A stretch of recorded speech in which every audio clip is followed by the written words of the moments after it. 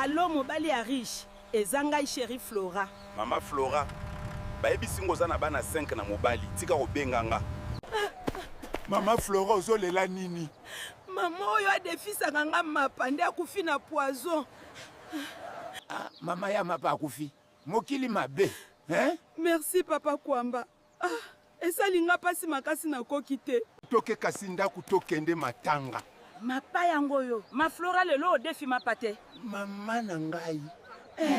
Oyo makambu nini nazomona? Mama Flora. Papa Kwamba likambu nini? Mama Flora. Lobakasi nini?